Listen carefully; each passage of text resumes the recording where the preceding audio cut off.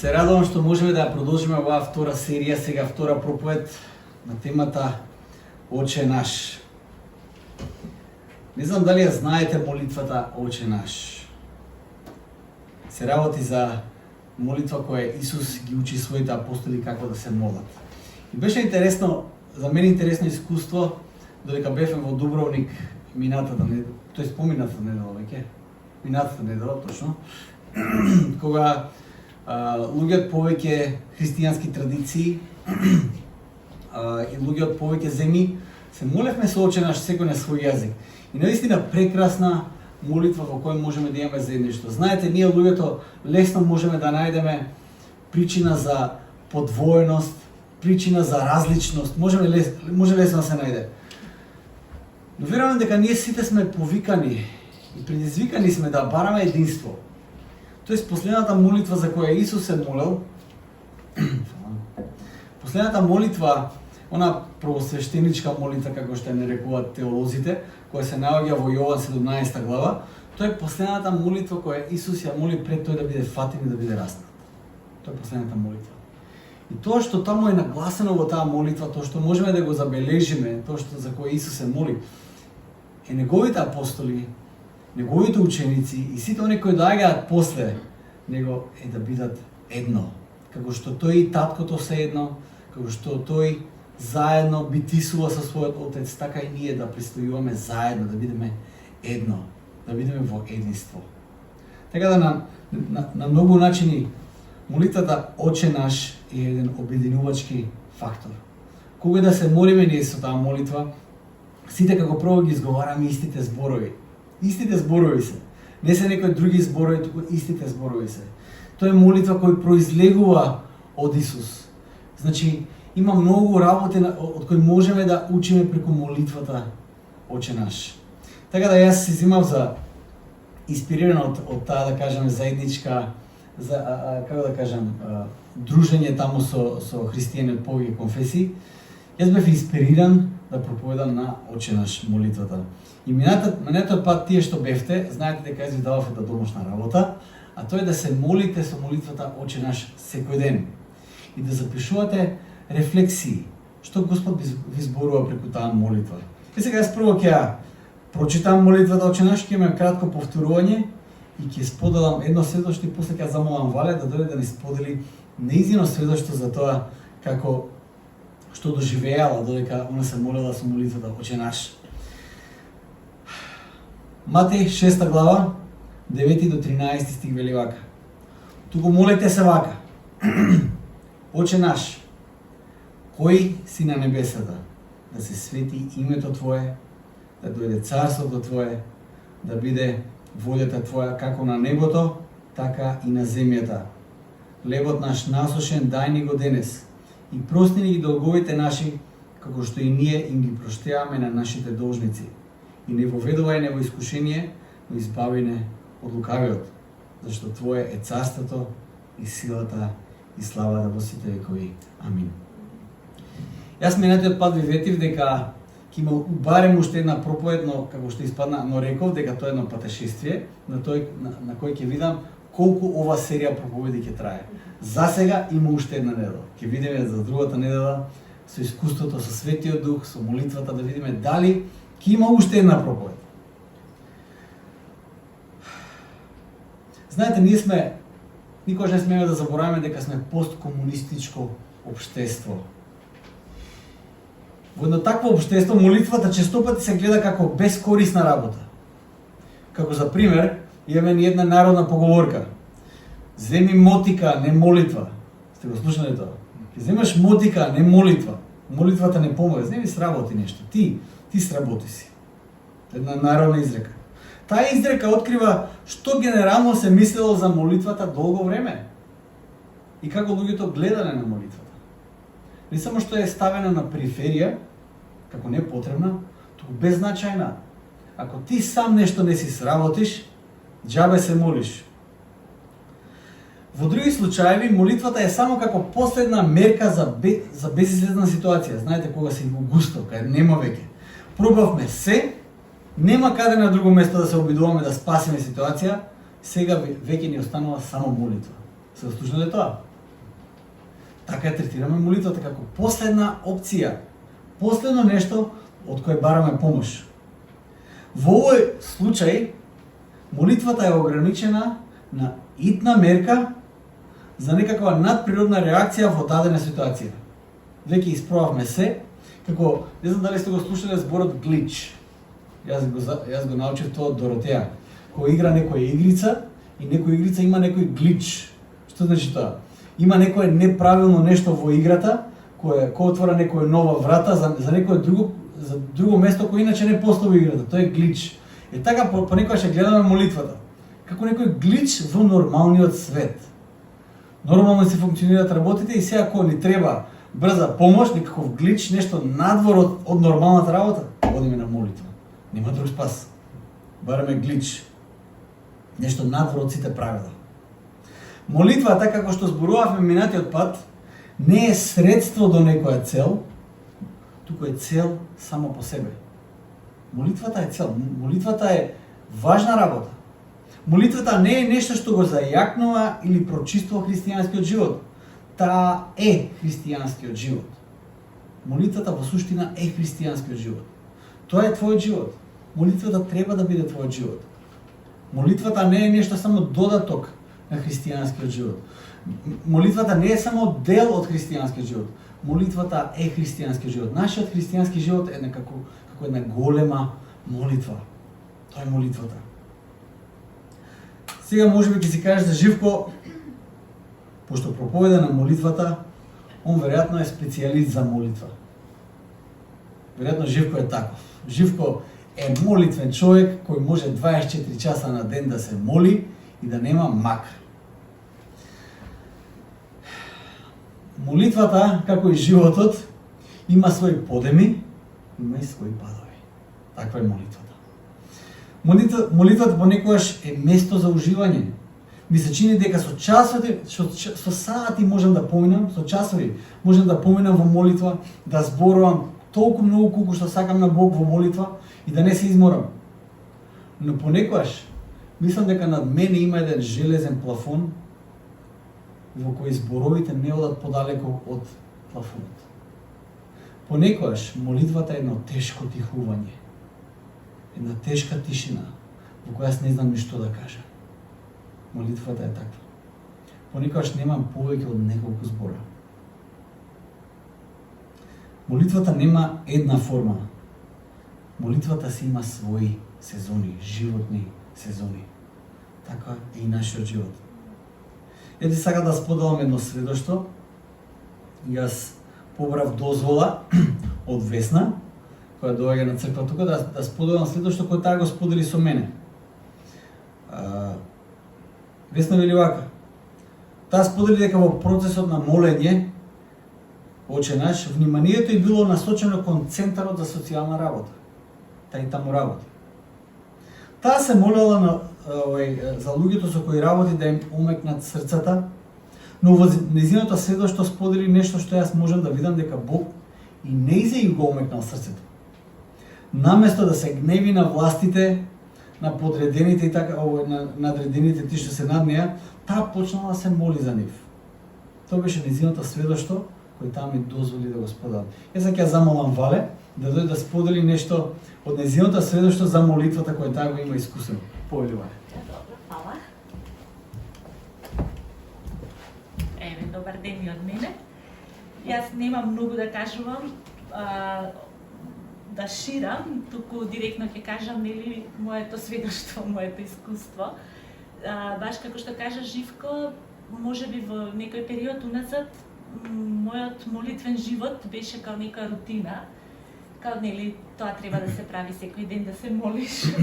И минатата недела Живко не предизвика, тука ни даде домашна, ајде сега секој ден молете се со молитвата Оче наш.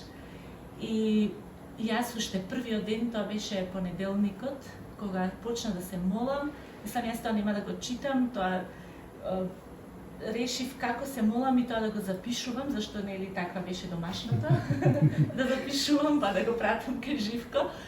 И јас самата се изненадив како со тие зборови, инаку да кажам дека јас молитвата Оче наш ја знам на памет од мали нозе, И најчесто некогаш ја молам, многу ретко сама. Така се бевме некако научени од црква, нели? Со молитвата Оче наш се молиме сите заедно, некогаш, кога ќе бидеме собрани.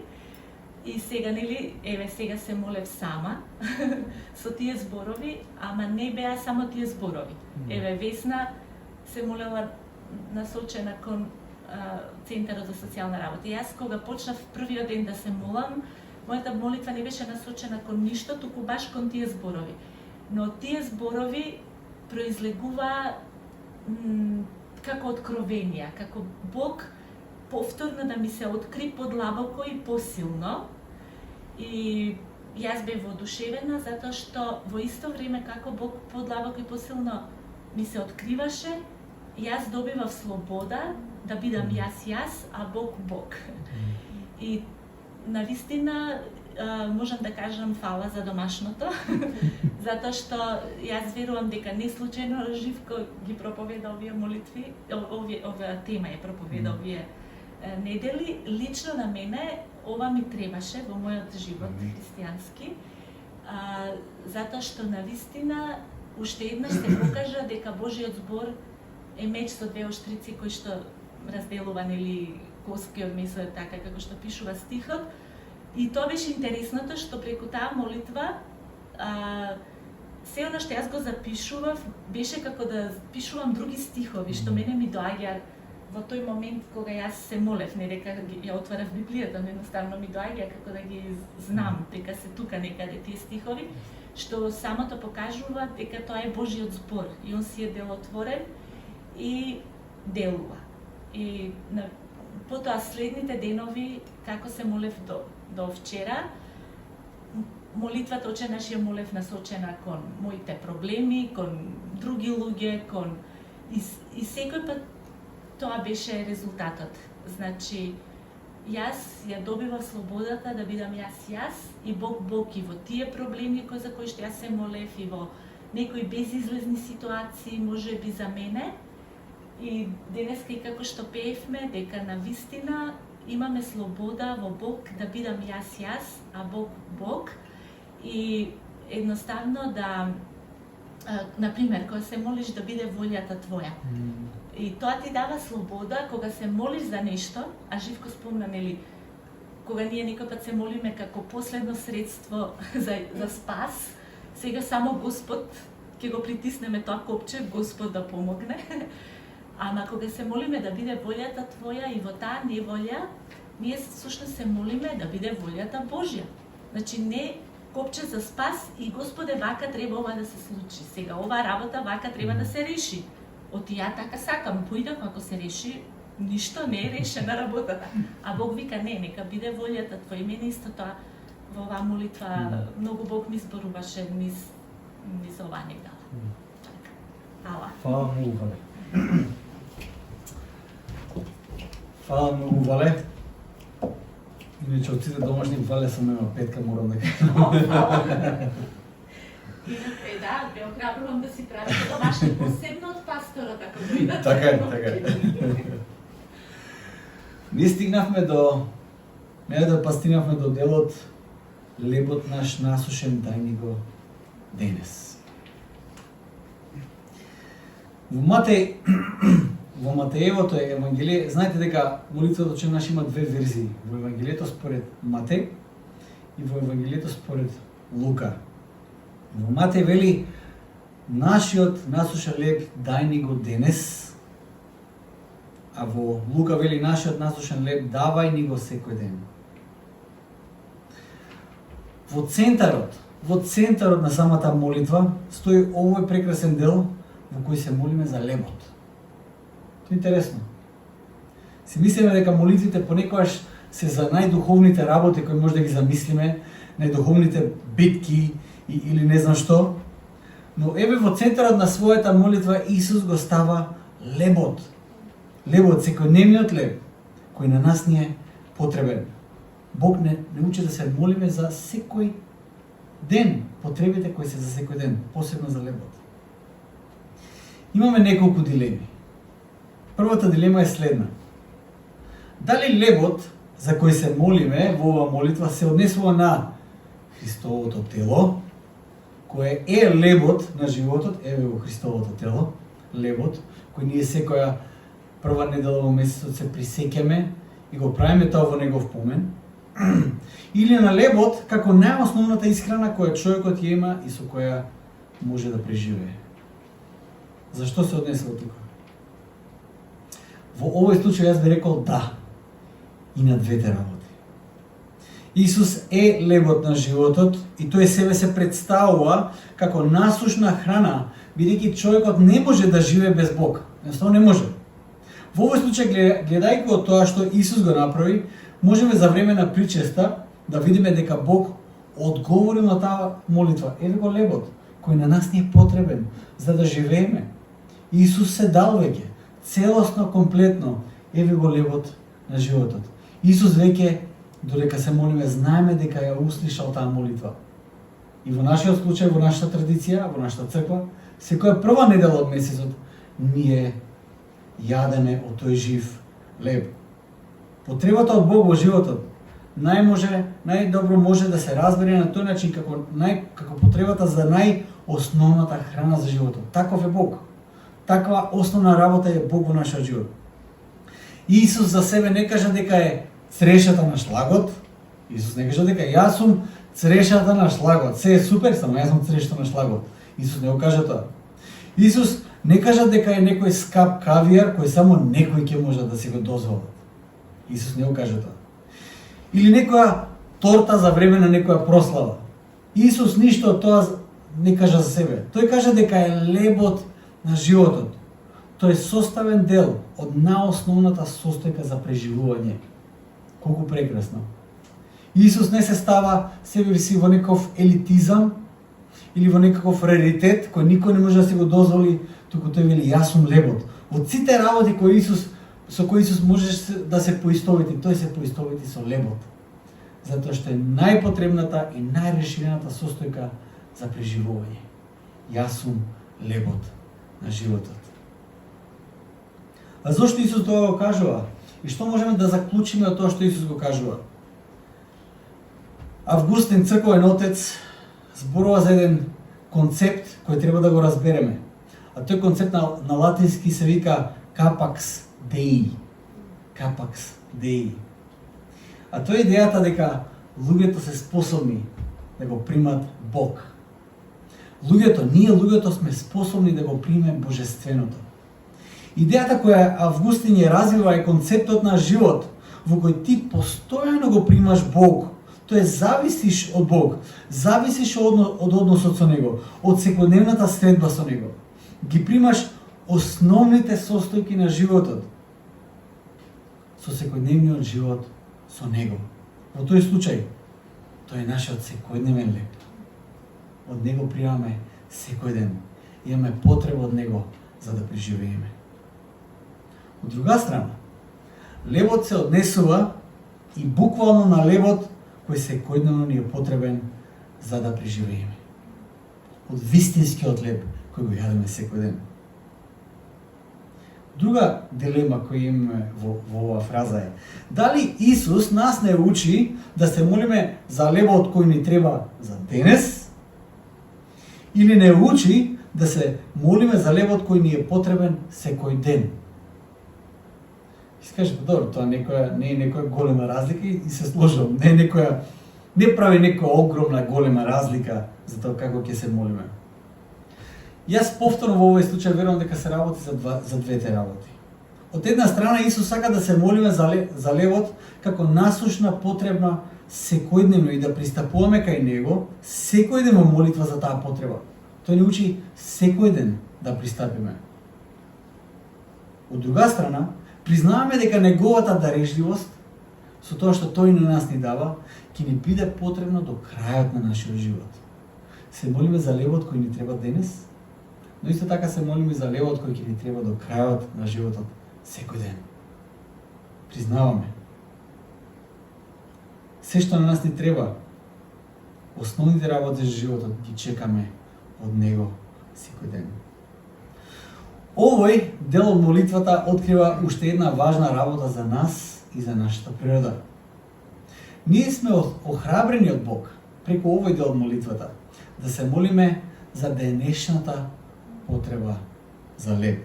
Не за годишната потреба за леб. Значи, Исус не ни кажува, вака сега ќе се молите. Господи, те молам, дај ни го лебот кој ни е потребен за 365 дена, за следната година. Не. Исус не охрабрува да се молиме за денешната потреба за лебот. Секој ден ние сме зависни од Него. Тоа да ви кажам колку е важно не сте ни свесни. Тоа неминовно не враќа во контекстот во кој израелците се најдоа во пустината и одеа со Бог 40 години. И секој ден зависе од Бог. Секој ден апсолутно им беше потребен лебот од небото за да преживеат. Секој ден 40 години. Тој концепт на латински повторно се вика homo viator. А што значи тоа? Ние како битија не сме застојани или неподвижни. Ние не стоиме у место како битија. Ние не сме такви битија. Тоа е старозаветен концепт за човекот кој е во постојано движење. Ние постојано се движиме кон некаде. Ние не мируваме никогаш. Ние се движиме. Ние сме на патешествие. Ние одиме према некаде. Homo viator. Значи дека ние не стоиме во место, туку сме дел од едно патешествие. Ние сме во постојано движење и тоа се рефлектира во молитвата Оче наш. Ние постојано имаме потреба од изворот на животот, бидејќи секој чекор е непредвидлив. И секој нов ден е ново доживување за нас. Видите, во сабота Сабајле, Филип Иванов ни пиша порака дека треба да се молиме за татко му, затоа што е во последните денови, но да се молиме за него. Денеска се слушнав со него и ми кажа дека татко му починал. Секој нов ден и секој нов чекор, непредвидлив чекор, што не чека на нас. Не можеме да бидеме сигурни. Но едно е сигурно, ние сме во постојано движење. И во тоа движење, ние секој ден имаме потреба од Божиот леб за нас. Секогаш кога се молиме за денешниот леб, можеби нашите мисли ќе отидат на чудото кое Исус го направи со тоа што нахрани 5000 луѓе. И тоа е многу интересно чудо. После нахранувањето на 5000 луѓе имаме запис дека останале 12 кошници полни со парчиња леб. И дури тогаш луѓето сватиле дека се случило чудо. Додека јаделе не ни забележале дека Исус направил чудо. Кога веќе ги собрале кошниците, сватиле дека чекај бе, на почетокот имаше само 7 леба, сега има 12 кошници леб. Исус направил чудо. Во овој случај кога тие го гледаат Исус и го гледаат чудото, тие имаат неколку очекувања. Едно од размислувањата е, чекај, можеби тој е долго очекуваниот израелски цар кој ние го чекавме цело време, кој ќе владее праведно. Или можеби ќе си помислат дека тој е новиот Мојсей, кој како и Мојсей во Стариот Завет го хранеше народот со мана од небото. Секојдневно го хранеше. И ако читате Евангелието според Марко, ќе видите колку паралели има таму со тоа што Исус ги нахранува 5000 луѓе и излез кога Мојсей е пред планината Синај. И таму има планина и таму народот чека леб и го чека новиот завет. Додека се молиме со тој дел од молитвата, ги имаме тие месијански очекувања. Ние мораме да имаме месијански очекувања. Инаку, зошто сме тука? Ако се е во ред со нас, се е во ред со светот, зошто имаме потреба од некаква трансформација, некаква обнова? Имаме месијански очекувања дека најпосле доаѓа некој кој навистина ќе се погрижи за нас. Имаме потреба од тоа. И ќе се погрижи за нашите потреби. Воедно, тоа се однесува и на нашите практични и основни потреби, како што е секојдневниот леб. Видите, една фраза од Оче наш отвора цел спектар на работи кои се во нашето секојдневие. Едноставно влијае на се што сме и се што ќе правиме понатака. Моментот кога ќе кажеш дај ни го лебот наш насушен денеска, тоа е многу повеќе од само една кратка молитва. Во овој случај е кратка реченица, едноставна реченица, но многу повеќе од тоа. Тоа е поставување на срцето да биде зависно од Бог секој ден. И во најосновните работи и во најсуштинските работи. Во овој дел Кога ние се молиме да Бог ни го даде лебот наш насушен, има и мисијска димензија. Мисија има во тоа. Молитва за оние кои на вистина им недостасува секојдневниот леб. Ние живееме во свет на изобилие. Знаете, секој од нас денеска или јадел, или со сигурност ќе јаде. Едноставно немаме ни знак прашалник за таа работа. Се надевам повеќето од нас. Но се уште денес има милиони и милиони кои денес нема да јадат. Во молитвата дај ни го лебот наш насушен. Ние се вклучуваме мисијски и размислуваме за ближниот кој треба да го сакаме како што се сакаме самите себе си. Не е исклучен ближниот. Кога се молиме, дај ни го лебот наш насушен, то треба да бидеме предизвикани да се молиме и за лебот на нашиот ближен. Како црква, ние имаме службата Каирос, така сека нашата служба, која помага социјално. И преку таа служба ние постојано помагаме на луѓе кои се во потреба.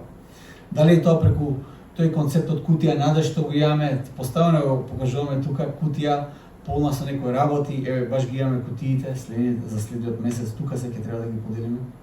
Или понекогаш и финансиски помагаме, или на било кој друг начин, според нашите можности. Лебот наш насушен дај ни го и денес. Не потсетува за нашата лична потреба, но и за потребата на нашиот ближен, кој јас и ти сме повикани да го љубиме како самите себе си. Денес ќе имаме причест и ќе го прекршиме лебот, веќе лебот е прекршен. И ќе јадеме од тој леб, кој е телото Христово. И ќе се најадеме од тоа тело Христово. Додека го примаме лебот, да се молиме и размислуваме за оние кои всушност им е навистина потребен денешниот леб. Еве ви давам еден предизвик. Кога јас ќе поминам со лебот, молете се за тие кои имаат потреба од денешниот леб. Да размислуваме можеби за некој кога сме го сретнале на улица. Сега можеби ќе ви дојде некоја слика во главата од некој кој сме го сретнале на улица. Додека сме доаѓале дури на служба, можеби сме виделе некој кој проси за леб. Или за некого за кого сме размислували или сме го сретнале минатата недела, за кој сме сигурни дека има потреба од денешниот леб. Можеби некој од вас ќе биде потемја да направи нешто по прашање на таа работа, да му помогне на некој.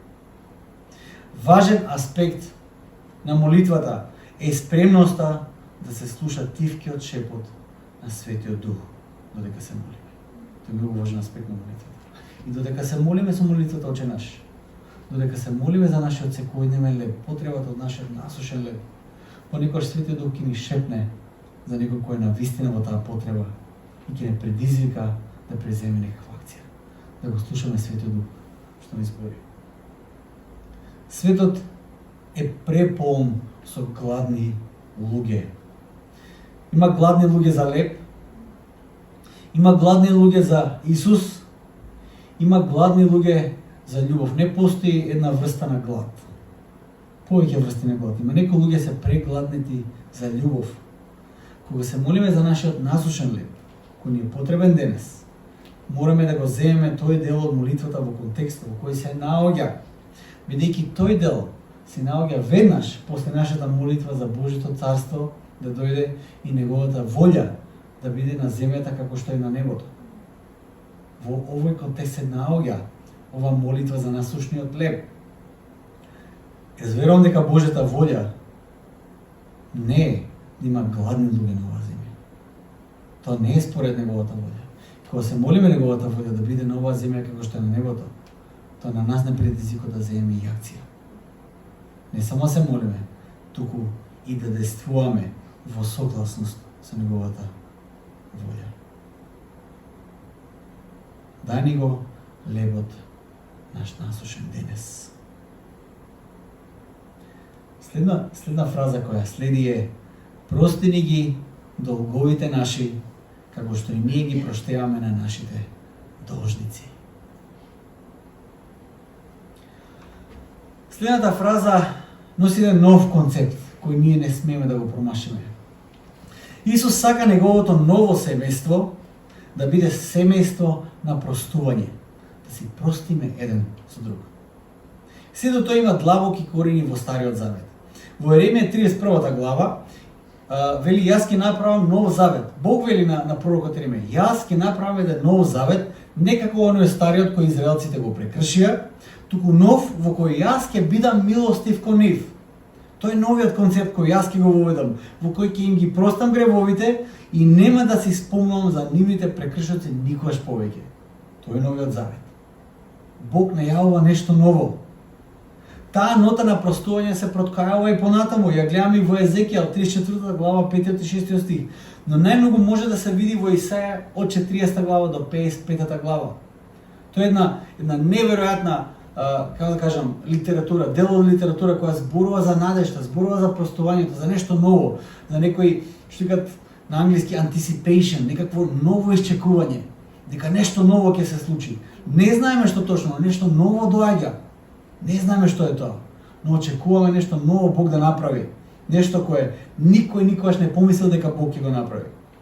Бог, тој благослов кој Бог го најавува, ќе биде најсилниот знак за новото време кое доаѓа и најважната работа во тоа ново време ќе биде простувањето. Тој знак на простување станува основниот дел од Исусовата мисија и неговата молитва.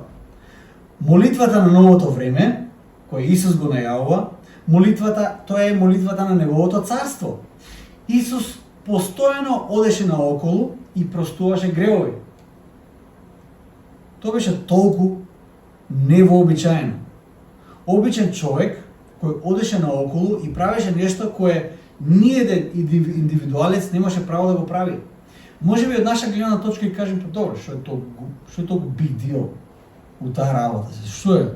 Исус простил на некои гревови. Некој блед еквивалент, знаете ли што е? Јас да идам сега, јас Живко, оди на улица и на некој му издавам пасош. Викам, со овој пасош, друже, може да патуваш кај сакаш во свет. И се каже, чекај малце, ово нема логика. Значи, пасош може да се издаде само МВР, легитимна владина, како да кажам, организација која ќе го потврди тоа идентитет и ќе ти даде право да патуваш, да ти даде ингеренции да патуваш. Во светот на Исус, ако сакаш простување, знаете ли кај одиш? Одиш во храмот, принесуваш жртва и тогаш од свештеникот добиваш сигурност дека ти е простено. А еве го Исус оди наоколу и простува гревови на секого. Надвор од системот. Кој си мислеше Исус дека е? Што мислите вие? Исус го навестува новото царство. Тој го навестува новиот завет кој тој го склучува. Посебно вечерта пред да биде предаден. Исус имаше интимна и чудна вечера со своите ученици. Многу чудна. Читате Јован 13 глава понатака ќе видите колку е чудна, необична таа вечера. Тоа беше пасхална вечера, но малку поразлична. Евреите знаеа што е пасхална вечера, знаеа што треба да прават. Јагнето треба така, онака, како да се јаде, што треба да се прави со крвта, со месото што ќе остане до утрото, што треба да прават коските, како и така натаму. Има они правила. И само Исус имаше пасхална вечера, но малце поразлична. Исус кажа дека дека лебот во суштина е неговото тело, а виното е неговата крв за простување на нашите гревови. Тоа во суштина е благословот на новиот завет, помирувањето со Бог и помирувањето еден со друг. Помирување кое доаѓа единствено преку делото на Исус Христос. Тој тоа го најави. Ова е лебот, ова е виното, ова е телото, ова е крвта моја за простување на гревот. Во двете верзии на Лука и Матеј на молитвата можеме да видиме мала разлика. Во Лука пишува за простување на нашите гревови, но во Матеј пишува за простување на нашите долгови. И двете верзии на молитвата или различните преводи кои можеме да ги најдеме се повторно во право, не прават некоја голема разлика. Сето тоа е прекрасната состојка на Царството Небесно. во Исусовиот голем манифест во Лука 4 глава за манифестот за јубилејната година. Не знам дали знаете што е јубилејна година. Во еврејската традиција јубилејната година е многу важна. Јубилејната година е секоја 50-та година во која се простуваат сите долгови. Сите кои биле поробени се ослободуваат. Една голема прослава во која луѓето уживаат во слободата.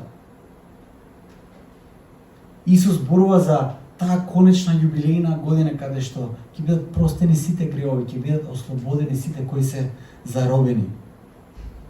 Ветување во кое Бог ќе го избрише секој долг. Секој кој бил должник или должи нешто големо во овој момент, знае колку ослободително е кога тој долг ќе го снема. Тие што сте должеле, знаете што значи да немате после голем долг, да немате веќе долг. Колку ослободително чувство се раѓа во вас. Можеби некој од вас сега има огромен долг на срцето, на душата сега во овој момент. Бог повикува тој долг да го снема, бидејќи тој благоволи да прости. Тој е новото царство. Тоа е новото време кое тоа Исус го најавува.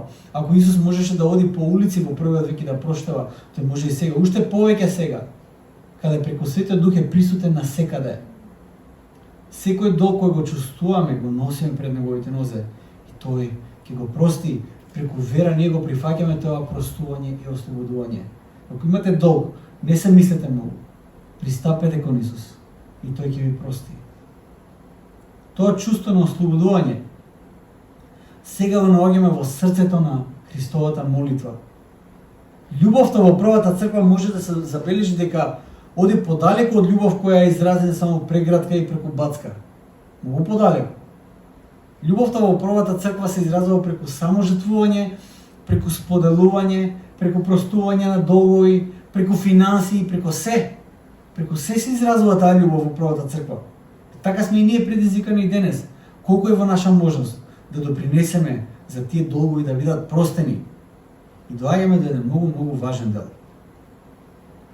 Како што се молиме за да бидат простени нашите долгови или греови кои ги имаме, ние исто така се молиме да можеме да ги простиме долговите или гревовите на оние кои ни изгрешени на нас или на оние кои ни должат на нас. И веќе доаѓаме до многу тежок проблем. Може понекогаш многу полесно ќе примиш прошка, но потешко ќе простиш. Во Матеј 18 глава Исус има една страшна парабола на таа тема. Во Матеј 18 глава има една парабола во која Исус кажува дека имало еден слуга кој на својот господар должал премногу. Никогаш нема да се отплати. И го молел господарот да му прости. И знаете ли што? Господарот му простил на тој слуга. Му го простил целиот долг. Истиот тој слуга излегува од собата и наоѓа друг слуга, свој пријател, кој му должи ситни пари. И тој негов пријател го моли да му прости за тој долг, но тој не му проштева. Му прети дека ќе го фрли во затвор, се додека него исплати долгот. И кога господарот слуша за таа ситуација, тој го фаќа слугата, на кога тој му простил огромен долг и го казнува затоа што не искажал милост како што на него му била искажана милост, многу поголема милост. Исус предупредува дека токму тоа ќе се случи ако ти не си спремен или јас не сум спремен да простиш на луѓето во твоето срце. Токму тоа се случува. Понекогаш луѓето мислат дека тоа е престрого или предраматично е кажано. Знаете, Исус претрал можеби со тие зборови, сака да не заплаши како децата, со баба рога што ги плашиме. Ако не простиш, нема да ти простам и сега готово, нели? Ама не е тоа стварно така. Исус ќе не прости на сите на крај крајот, нели? Јас мислам вака. А тоа го мисли еден друг теолог, кој го прочитав тоа. Вратата внатре во нас, која нас не оспособува да простиме на другите кои нам не изгрешиле, е истата врата која нас не оспособува да примеме простување. Иста врата е тоа. Вратата преку која ние простуваме на другите е истата врата преку која ние ќе примиме простување и за нас. Ако инсистираме таа врата на простување кон другите да биде затворена, инсистираме дека нема да простиме и нема да се откажеме од долгот кој нам ни е направен, ќе постанеме луѓе кои нема да бидат во состојба да примат простување од Бог. И не сакаме Бог на нас да ни прости. Изјавуваме едноставно дека не сме луѓе на простување. Истата врата е таа. Според Исус, начинот на кој неговото царство доаѓа на земјата како што е на небото, се работи за преку простувањето. Нема друг начин. Нема ние начин на кој ние ќе го заработиме тоа негово царство на земјата. Немаме ние способности преку кои ние со наша сила ќе го изградиме тоа царство на земјата. Исус пребива тука помеѓу нас единствено по благодат. Нема друг начин. А ако е по благодат, тоа значи дека на мене, почнувајќи од мене, па и на тебе, многу ни е простор. Принципот на Божјото царство, на новото време, е простување. И тој принцип мора да се рефлектира во сите деца кои припаѓаат на Бог. Нема друг начин. Простувањето е проткаено низ целокупниот текст на Библијата. Онака како што се молиме за Бог да ни ги прости нашите долгови и греови, треба да се сетиме дека и ние треба да бидеме тие канали преку кои Божјата благодат и милост ќе течат кон оние на кои таа благодат и милост им е потребна. И јас и ти треба да бидеме луѓе на простување, доколку сме вистински Христови следбеници.